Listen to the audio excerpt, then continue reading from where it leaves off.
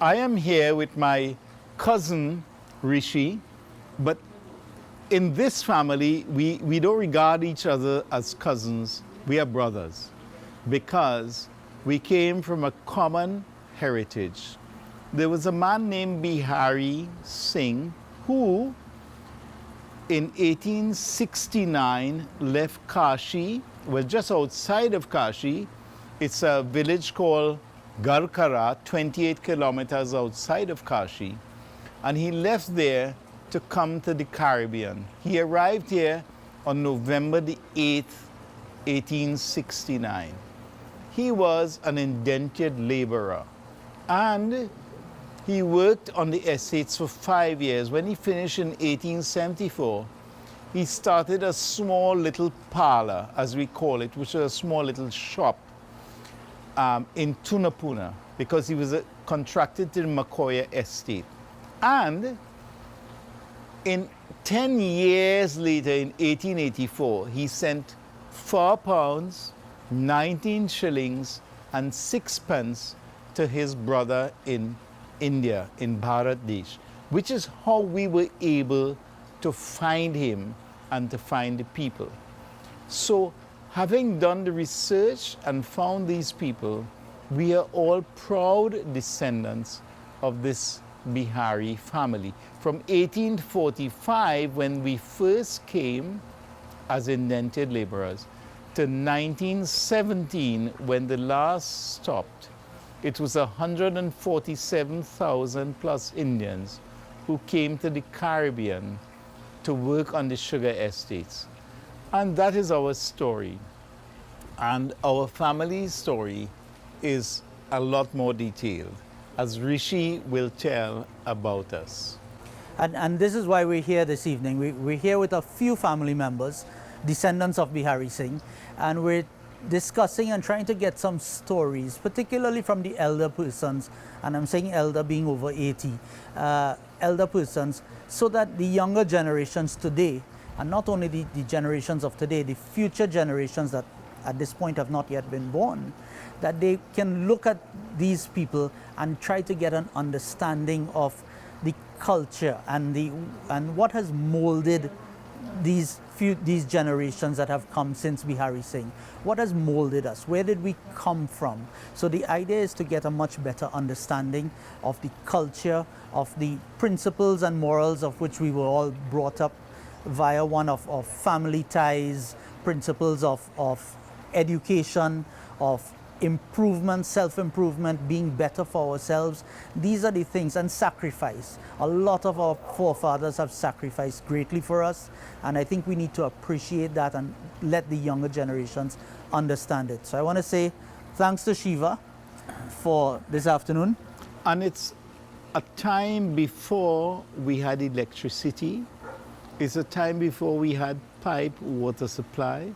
It's a time before we had refrigeration. A time before we had milk package, we only had cows. It's a time before all of that. It's a time before we had only water from wells, and that is what we want our descendants to understand. Mm-hmm. So going forward, we will see a few interviews and conversations with a few of the elders tonight, and you will see that we will post on this site. But in addition to that, going forward, I want to encourage everyone out there who has access to an elder within the family to listen to their stories.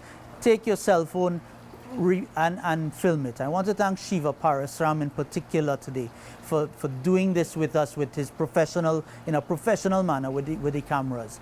And Shiva is willing and stand by for anyone who wants his assistance. He has said he will help us. But if not, do it with a cell phone camera, upload it to this. We want to share these stories, not just for the children of today, but for the future children. We want to have these stories documented for them. And we are speaking about a time before cell phones. We are speaking about a time before phones. We're speaking about a time before refrigeration. We're speaking about a time when, in order to keep meat, to have meat when the family was coming, you had to have a goat tied to a tree because you didn't know when they were coming because they had no phone to tell you. So you had to wait until they arrive and then kill the goat after their arrival and skin it and clean it and so on. I'm speaking from a Kshatri perspective, of course not a Brahmin perspective where they're mostly vegetarian. But the fact is, there were adjustments we all had to make life possible. So I'm here with Mr. Suruj Narinesingh, and tell us about your lineage and how you would have been related to this Mr. Behareesingh. And another thing, what age, what is your date of birth? Yes. I was born on the 10th of September, 1937. 37, so that will make you 80. 80 years. 80 years, yeah. Okay. Yeah. I'm in my 80th year. I'm enjoying my 80th year. I was born and I grew up on Tunapuna Road, 72, 74 Tunapuna Road, where we had the family compound. Right. My uncle lived one side and my father lived on the other side. And the back, my brother lived, my eldest brother lived in the back, and my eldest cousin lived on the other. So we had 4 houses in the yard. In one yard? In one yard. And the whole place was enclosed. Okay.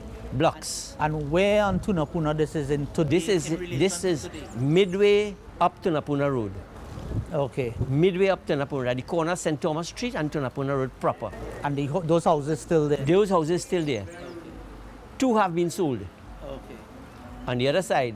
But my father's house is still there and my brother's house is still there, with our family still occupied. My sister is there and my sister-in-law is in the back. Okay. So it is still there. But my grandmother lived with us. Okay. And she was Manki. Okay, so Manki was the... She was the sister of... She was Behareesingh's daughter. Right. Her 2 sisters were Janki, Dul, Manki, and Batshi. Okay. Those were the 4 sisters. Right.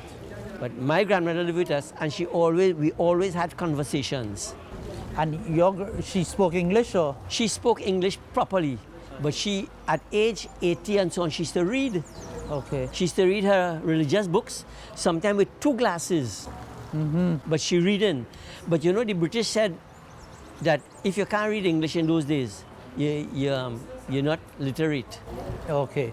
In those days, they put it on where they're doing census and so on, and you can't read English. Yeah. They still record you as illiterate. So where she would have learned to read and... Well, she learned Hindi because the book she used to read was the Ramayana, Right. and the Gita, Yeah. and Mahabharata and so on.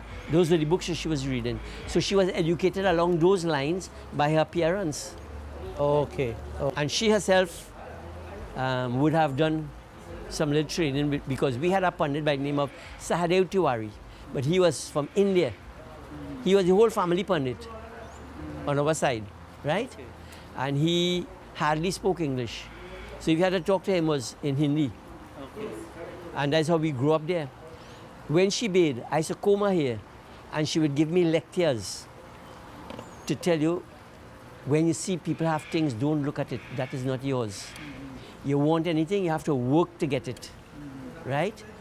So she was instilling these values and these morals and values into you as a young child. A young fella.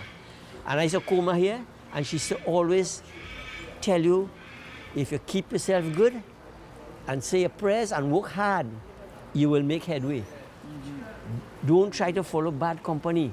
All the nice little values and things that family traditions bring out in you. Yes. She used to inculcate these things in, you know. As a matter of fact, when I just started to work, she used to ask me, so how much money you working for? And what you doing with it? Yes. And also, don't spend it badly. Always save something. Okay. As small as it was, I started work for $81.20 a month. $81 a month was your salary? Salary, $81.20 was the salary. And when you get that, but to go from one place, it was 15 cents, right? On the train? Or? On the bus. The train was even cheaper. Vito used to travel on train, I used to travel on $2.60 for a monthly ticket to Port of Spain and back. And you could travel Sunday to Sunday on the train every day for that price. You just had to show your train ticket. Yeah. and that was it. Now it's $5 to go to town, one way. Yes. So it show you the difference in time that we now living in. Of course. Yes, yes. What else you recall about your grandmother? What you could tell Well, us? that lady used to get up every morning. She used to carry her father build the temple in Green Street. She used to get up every morning. She will bathe, and by 6 o'clock she leaving home to go to the temple and do her little prayers. Okay. And she did that for years. For years she did that. Every morning she would go and throw jal. She would go on through her Jalanti and go in temple and then walk back down. When she come back down Green Street, she stay by her son, Behareesingh Narinesingh. Yes. And then she spend a little time there and walk back up and come home. By 8:30, 9 she home from that time. Right? And you went to primary school in. I went to Tunapuna Presbyterian School Okay. and was one of the top schools in Tunapuna at that time. From there, I went to Osman High School Okay. And this was in Portersmith. in Woodbrook. Okay. But we used to travel by the car. My uncle had a car. He was a director at J.T. Johnson's. So we used to travel with him and go to town. And when you reach in Portersmith, you had to walk to Woodbrook. Right? Yes.